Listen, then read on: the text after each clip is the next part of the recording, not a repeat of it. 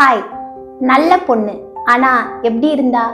இது வரைக்கும் எத்தனை முறை இந்த நல்ல பொண்ணு அப்படிங்கிற பேர் எடுக்கிறதுக்காகவே எல்லா கஷ்டத்தையும் சிரிச்ச முகத்தோட ஏத்துட்டு போயிருப்போம். ஸ்கூல்ல இருந்து, காலேஜ்ல இருந்து, ஒர்க் போறதுல இருந்து, ஒரு கல்யாண பேச்சு ஆரம்பிக்கிற வரைக்கும் கூட எண்ண முடியாத அளவுக்கு நீ ரொம்ப நல்ல பொண்ணுமா, உங்க அம்மா அப்பா உன்னை ரொம்ப நல்லா வளர்த்துருக்காங்க அப்படின்னு எத்தனை முறை கேட்டிருப்போம். ஒரு நல்ல காம்ப்ளிமெண்ட் கிடைச்ச மாதிரி இருக்குல்ல. பட் கொஞ்சம் யோசிச்சு பாருங்க, இங்க நம்ம சமூகத்தை பொறுத்தவரை யாரையும் எதிர்த்து பேசக்கூடாது, கொஞ்சம் அட்ஜஸ்ட் பண்ணிப்போ, உனக்கு அது பிடிக்கவே இல்லைனாலும் சிரிச்ச முகத்தோட இரு, எது சொன்னாலும் சரின்னு சொல்லு, யார்கிட்டையும் இல்லைன்னு சொல்லாத, வேலைகளை கரெக்டான டைமுக்கு பண்ணு, இப்படிலாம் இருந்தாதான் நல்ல பொண்ணுன்னு அர்த்தம். இதெல்லாம் செஞ்சு நல்ல பொண்ணுங்கிற பேர் எடுக்கிறது நமக்கு என்ன பழக்கப்படுத்துது தெரியுமா?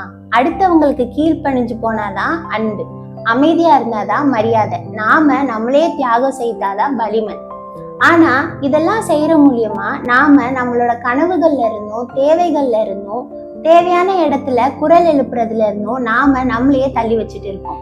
நல்ல பொண்ணா இருக்கிறது ஈஸி, ஆனா ஒரு முழுமையான பெண்ணா சுயமரியாதையோட தன்னம்பிக்கையோட இருக்கிறதுக்கு தான் தைரியம் வேணும். ஸோ நெக்ஸ்ட் டைம் உங்களை யாராச்சும் பார்த்து நீ ரொம்ப நல்ல பொண்ணுமா அப்படின்னு சொன்னா ஒரு நிமிஷம் நின்று யோசிச்சு பாருங்க, நான் நல்ல பொண்ணா இருக்கேனா இல்ல எனக்கு பிடிக்காத இடத்துல நோ சொல்லிட்டு எனக்கான செல்ஃப் ரெஸ்பெக்டை எடுத்துக்கிட்டு நானா இருக்கேன் நான்.